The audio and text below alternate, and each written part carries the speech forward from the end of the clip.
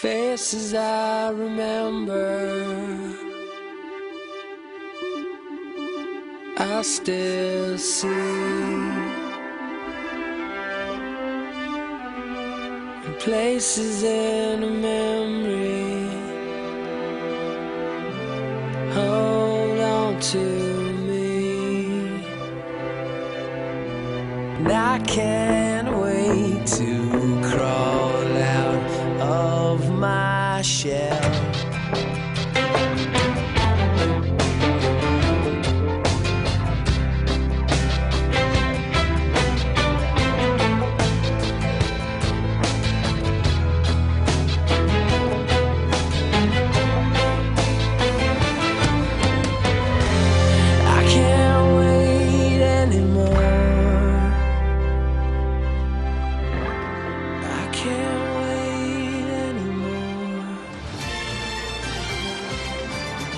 Good morning, CPA. I'm Tiger Delaney, and those were just some of the Media Arts highlights from this 2018-2019 season. And there's much more to come. I'm Miller Ann Marinick, and this week is Frame Perspectives, our annual visual art and film night. The evening promises to showcase immense talent from our visual and media arts teams, including brand new short films, behind-the-scenes footage, and of course, the blooper reel. In order to prepare for this night, 3 Media Arts senior directors and their mothers went head-to-head in the Cooking in the Studio competition. Let's see what these directors were able to cook up. The Office, The Avengers, Star Wars. What cinematic story will we see next? In just a few moments, 3 pairs of contestants will go head-to-head in our Media Arts Cooking Challenge. Hello everyone, I'm your co-host, Cade Reynolds. And I'm Sarah Catherine O'Connell. And this is Cooking in the Studio, Film Night Edition, featuring upper-class Media Arts 3-4 seniors and their mothers.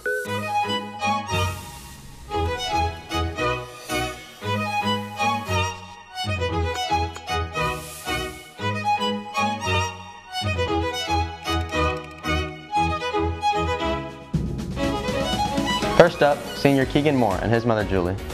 Hey, I'm Keegan Moore. And I'm Keegan's mom, Julia Moore. Next we have Senior Matthew Miller and his mother Kim. I'm Media Arts 3-4 Senior Matthew Miller. And I'm his proud mother, Kim. And last, but certainly not least, Senior McNeil Stout and his mother Debbie. I'm McNeil Stout, senior at CPA, and I'm Debbie Stout, McNeil's mom. Today our contestants are faced with the challenge of recreating Italian movie-inspired meals. Contestants, the first set of ingredients is in front of you. Your 30-minute round starts right now. So we originally had a game plan of going for baked spaghetti, yes. But the time crunch was very crunchy. It was intense. Our noodles were not boiling.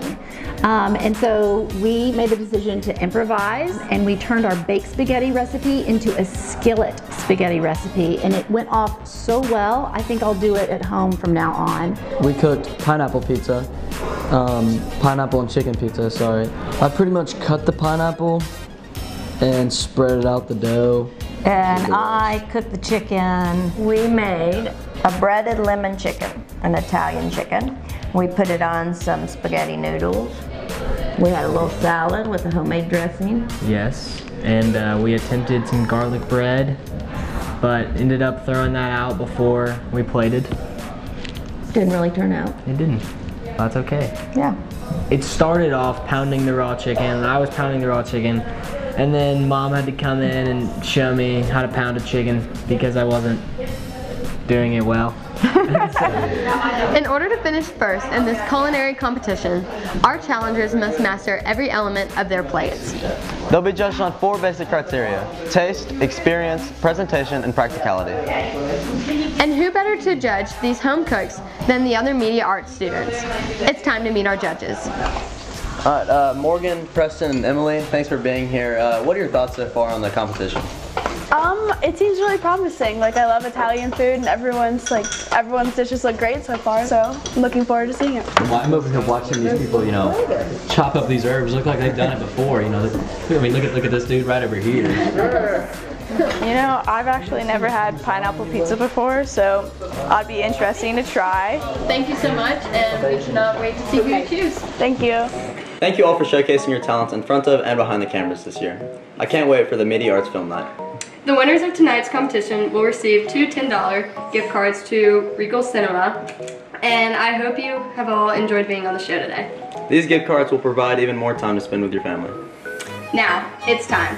The winner of Cooking in the Studio Media Arts Film Night Edition is... The Moors.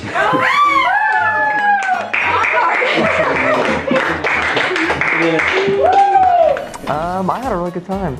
It was fun. And I'm wondering why he hasn't helped me in the kitchen before. Yep. We followed package instructions. Thought we had a good shot, but the dough. Yeah, the dough. We'll blame it on the dough. We gotta blame it on the dough. It's all in the dough. It's the dough. I am very excited to see Keegan's senior film project, and I hope it doesn't leave me hanging.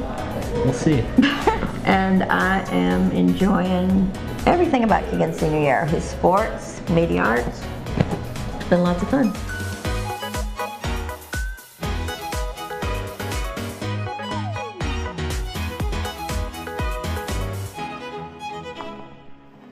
Wow, that food looked so good. Who knew those guys could cook? I'm impressed. Well, there are many ways to express creativity. While filmmaking and cooking are two ways, visual arts students have their own way of expressing themselves. When you think of visual arts, you probably think of painting or sketching, but the truth is, when you're asked to mold a block of clay from nothing into something, it can be a very eye-opening experience. Recently, Ms. Stricker and visual arts students Ferris Parker and Eliza Crockett sat down to try their hand at ceramics. Here's a look at their creative process. Hey Ferris, hey Eliza, welcome to the Makerspace. Okay, we are making some clay jars today and it's gonna be awesome. What I need you to do is really get ready to get out a lot of anger or frustration, and right now I just want you to wedge the clay, like just push it down and twist it really, really hard. Good idea. We're getting all the air bubbles out. I want you to start throwing it, and I'm going to show you what this looks like. And keep throwing it out. Once you get a nice flattened pancake, you're going to get 2 pieces of wood. I want you to press down and start rolling out the clay. Now we're going to do some slicing, and you're going to make a rectangle and try to use as much clay as you can. Once you get that shape that you want, take your cutting utensil and I want you to cut it a little bit larger. Just a little bit. Look how much larger I'm doing it than the base. All right, once you do that, pull off your excess clay, set it to the side. But you're gonna cut a checkerboard.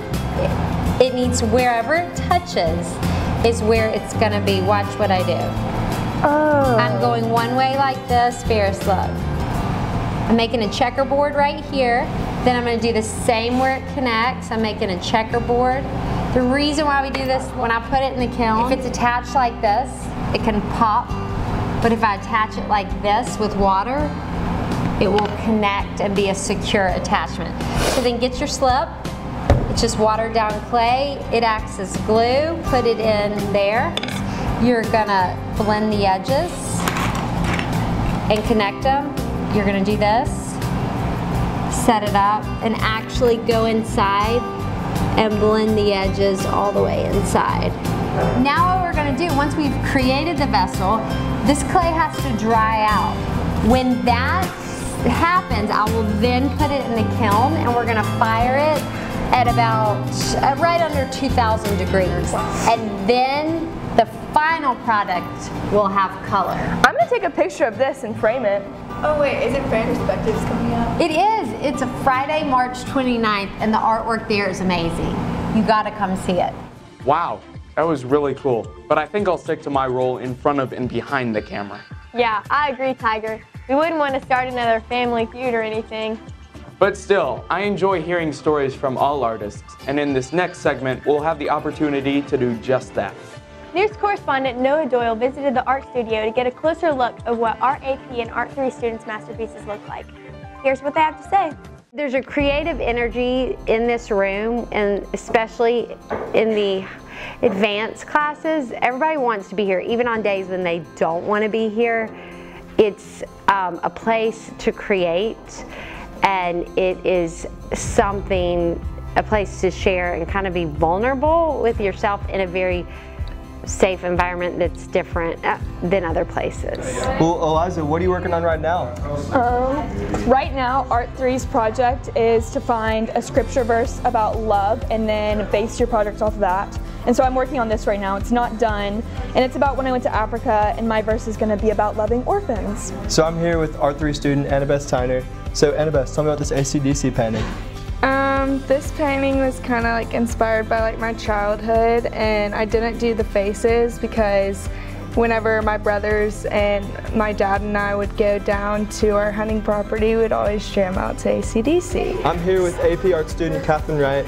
So Catherine, how do these relate to your concentration?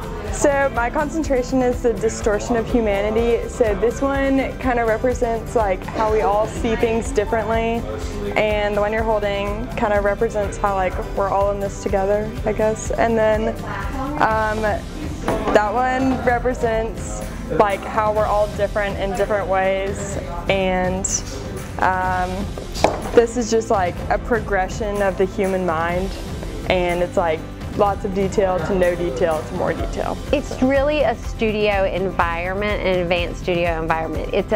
We're all very close. Maybe not everyone is friends outside of the classroom, but when you come together in the art room, it's just a community. Wow, that was incredible. I can't wait to see their work this Friday at Frame Perspectives. Which is right here in the upper school at 6:30 in the atrium and the bistro. That's all we have for today. I'm Tiger Delaney. And I'm Miller and Mernick. Have a great day, CPA.